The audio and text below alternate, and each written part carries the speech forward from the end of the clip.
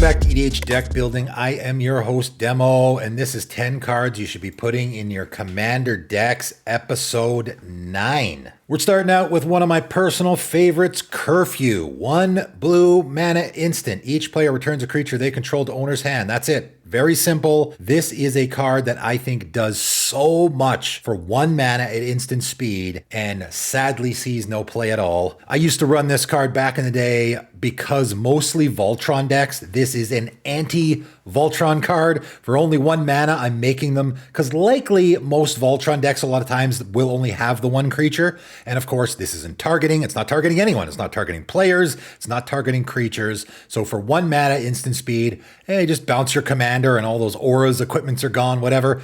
Back to your hand. Doesn't get much better than this. I particularly like this card in a deck where I want to be returning my commander to hand, right? Of course, there's a lot of commanders out there that have great ETBs or cast triggers, something like that. If I had a Maelstrom Wanderer deck, I would absolutely put this in my deck because, of course, the Cascade is the most important part of that commander. So 1 mana, bounce it back to my hand. All my other opponents are forced to bounce a creature as well. And then I get to cast my commander again, right? Of course, it also in a pinch can be used to save your commander. This is a pretty great way to save your commander. And again, if your commander has an ETB, it's extra good. So my opponents want to target my commander, 1 mana instant speed. I bounce my commander back to hand to save it. They waste their removal spell. And then I just recast it on my turn, get the ETB, cast trigger, whatever, all over again. It really is a versatile card that does a whole lot. And I never see it in commander games. Let's talk about a newer card that actually came out last year in Doctor Who. And, you know, I probably was one of those people that I wasn't the hugest fan of the aesthetic from that set. So maybe I overlooked it a little. I've stumbled across a couple of cards that actually I think are pretty good and certainly unique and maybe should get a mention. And this is one of them, Confession Dial, 3 mana artifact. When it enters the battlefield, surveil 3. So that works in a lot of decks, obviously. Because it's colorless, obviously it fits in any theme. But if you're in particularly a surveil or graveyard theme, you want stuff in your graveyard, stuff like that can be extra good. But it is just good, you know, value. It's like scrying, same thing, right? There's stuff on top of my library I don't want. I'll just chuck it in my graveyard. The reason you're probably going to play this card, though, is tap it, target legendary creature in your graveyard gains escape until end of turn. The escape cost is equal to its mana cost plus exile 3 other cards from your graveyard. And of course, that means you may cast it from your graveyard for its escape cost. And this is basically a recursion spell sort of for your commander, right? I mean, it depends on the commander. I recently put this in my AO deck specifically because, for one, that's an artifact theme. So obviously it fits in there for that reason. But also I have a commander that I want to be dying all the time, right? And if you have a commander like that, or if you have a commander that's just a target and is dying all the time, that commander tax gets pretty pricey after a while, right? And obviously if your commander has died twice, this is now cheaper than recasting your commander. Because of course, Confession Dial only costs 3, which is less than the 4 commander tax you'll have to pay. And then also the escape cost is equal to its mana cost. So you're just going to be recasting your commander from the graveyard. So later in the game, it can be great for one of those commanders that, again, if you want it to be dying or you plan on it to be dying all the time, just basically is a sort of colorless recursion option for your commander, right? Let's talk about Cream of the Crop. 1 and a green enchantment. Whenever a creature you control enters, you may look at the top X cards of your library, where X is the creature's power. If you do, put one of those cards on top of your library, the rest on the bottom of your library in any order. So this fits in a couple of different themes. If you're in a deck where I guess you just have lots of creatures entering the battlefield all the time, and let's pretend I'm in a theme where I have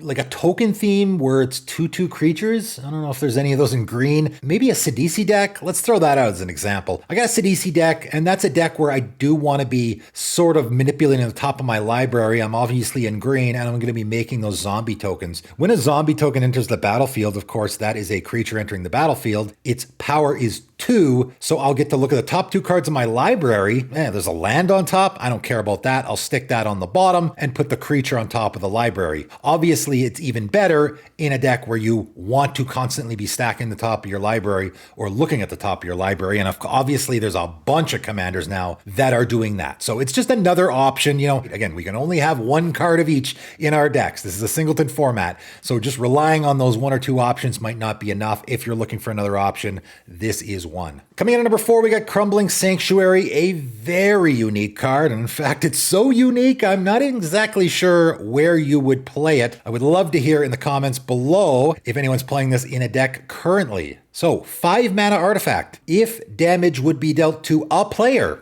any player, that player exiles that many cards from the top of their library instead. That is an incredibly powerful effect, and obviously a symmetrical one as well. So I guess you could be playing this in any deck where you want to be exiling cards from your library, although I'm not sure why you would want to do that. It's not a self-mill, obviously it's getting exiled, but I guess you want to do the lab man win here. You could do it with this. You know, maybe someone's got some funny combo in their deck where they do that. This is a replacement effect, right? If damage would be dealt to a player. So you could just sit there smashing yourself for damage all day long and you're not actually going to lose life. Instead, you're going to exile cards from top of your library. So that is also a use for this card, is it just prevents damage to you, which can be obviously very helpful in a lot of situations. I think likely though, the place where this is getting used mostly in the format would be, I want to exile my opponent's library, right? Of course, if you're in a milling deck, you want to be getting rid of your opponent's library, and exiling is fine too. And hey, I got some creatures kicking around. Doing my opponent's combat damage is kind of useless in a deck where you want to be milling their libraries or exiling their libraries. So this could be a great option there. I mean, it works on you too, so you got to be careful. Your opponents can exile your library, but likely it's going to be more an advantage for you because you're already doing that, right? So I get in for damage with my creatures. My opponent has to exile like 7, 8, 10 cards from their library. Just going to fit the theme of what I'm doing. Might also be some funny combo situations with this card as well. Again, let me know in the comments below if you're actually using this card. It certainly is a unique one. Coming in at number 5, Cryptoplasm. 1 blue shapeshifter 2/2. At the beginning of your upkeep, you may have Cryptoplasm become a copy of another target creature, except it has this ability. That is it. This is just a clone effect in the Commander format, and I think a fantastic one. It sort of gets overlooked. You don't get the ETB off of a creature, right? So obviously if I copied my opponent's Eternal Witness with a normal clone effect, I would get the ETB, which a lot of people like. But if I'm not looking for any of that, then Cryptoplasm seems like a fantastic one. And where does this exactly fit? I don't know. I guess, you know, the shapeshifter, clone, tribal stuff, you certainly could shoehorn this in, but you could put this in any commander deck, and at any point during the game, on your upkeep, you look around the table. What's the best creature in play? Hey, my opponent's got a Vorinclex. I think I'm going to have a Vorinclex this turn. Hey, my opponent's got an Avacyn. I was planning on board wiping this turn. Now I got an Avacyn, and I can board wipe and all my stuff's indestructible, right? And if I want, I can leave it as an Avacyn. I don't have to switch, or at any point, I can then, on my upkeep, switch it to whatever the next best creature that comes into play is, right? So it's just a really great value-y creature. Just at any given point during the game, I just turn this into whatever the best creature on the board is. Seems pretty good. Next up, we got Crown of Ages, 2 mana artifact, pay 4 and tap, attach target aura attached to a creature to another target creature. So very specific one, right? This is one of those cards that does this very specific thing that is only going to fit in certain themes. But of course, again, because it's colorless, needs to be mentioned because it can go in any deck. And especially if you're in a deck that doesn't typically do the aura theme. I mean, switching auras on creatures, not really something you can do in the game of Magic entirely, right? There's only a few cards that actually do that, regardless of the colors you're playing.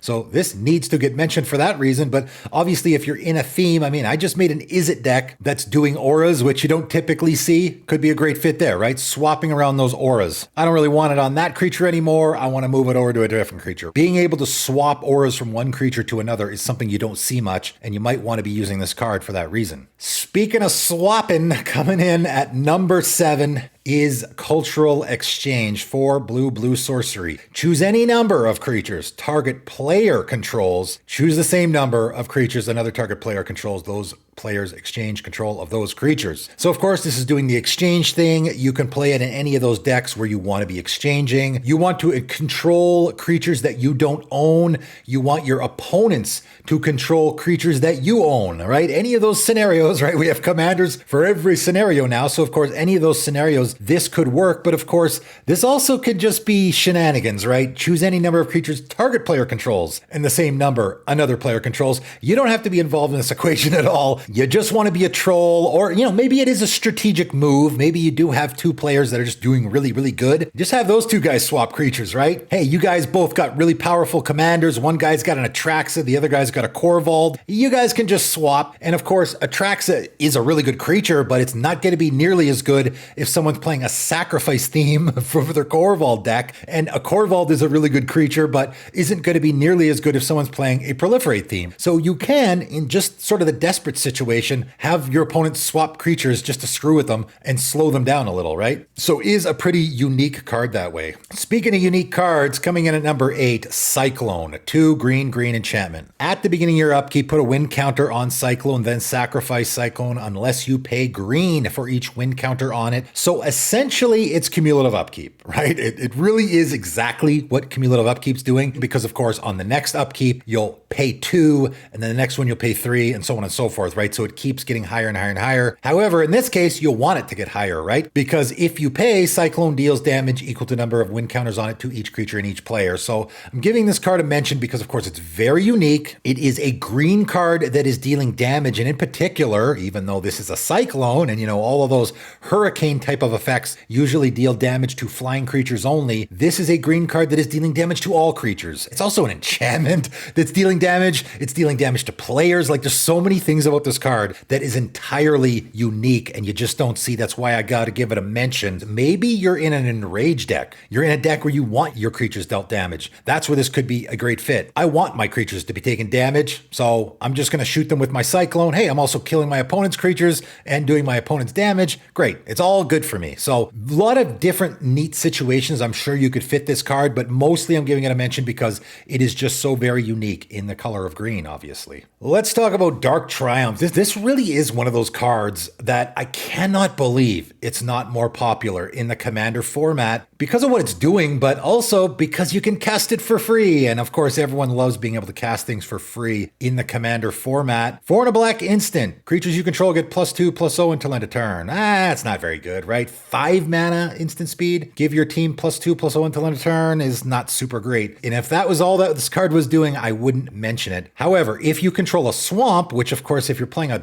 black deck, it's pretty hard to not be doing that. You may sacrifice a creature rather than pay the spell's mana cost. So controlling the swamp, let's just assume that stipulation is fulfilled. I mean, there's pretty much no way that's not going to happen. So basically this is, I sacrifice a creature to cast this for free. So this is instant speed, sacrifice a creature, give my entire team +2/+0 until end of turn. That seems incredible. Particularly, I guess, if you're in a sacrifice theme, any sort of aristocrats theme where you're sacrificing creatures already, it's great. And in fact, in a lot of situations, you just want a free sack outlet, which this is, funny enough. But any theme where I'm in the zombie tribal deck, right? Any black tribe, essentially, you could very easily sacrifice one of them to give the rest of them all +2/+0 until end of turn. That seems amazing. Like, why don't people play this card in Commander? It seems really, really good. Obviously, because it's an instant, I can just wait till my opponents declare no blockers and then, aha, I'm actually going to kill you because all my team has +2/+0 now. So why doesn't this card get played more? I don't know. I think it's pretty darn good. And lastly today, let's talk about Dothy Embrace. This is one that I've talked about a few times on my channel before. 2 and a black enchantment. Pay black, target creature gains shadow until end of turn. That's it. It just gives creatures shadow. If you're not familiar with that ability, because it did come out a long time ago, although they have revisited it a little bit in recent times, it means it can block or be blocked by only creatures with shadow. So of course, the big one here is you're making creatures unblockable, essentially. Chances are your opponents are not going to have shadow creatures. So this is black and a black, target creature is unblockable until end of turn. And of course, doing unblockable in black is not the easiest thing in the world. If you're in a deck where you want to be getting in for damage and it's black, this is a great way to make your commander or whatever other creature get in for damage very easily. Possibly you have one opponent with a shadow creature, but there's 0 chance you have 3 opponents all with shadow creatures. So this is going to guarantee you get in for damage, at least with somebody. But also, of course, you can use this on your opponents as well, right? This is target creature gain shadow until end of turn. You can do some politics here. Negotiate with one of your opponents. Hey, you want to get in for damage with your commander? You attack that guy. I'll make sure it isn't blocked. You can make it so that a creature becomes shadow so that it can't block, of course, because a shadow creature can't block non-shadow creatures, right? So there's lots of neat shenanigans you can get into with this card in a commander game. I guarantee you, if you have it in play, you're not going to be sad to see it. It's always gonna find some use. That is it for today, though. 10 more cards you guys should give consideration for in your commander decks. Let me know in the comments below if you're already playing some of these. That is it for today, though, and thanks for tuning in.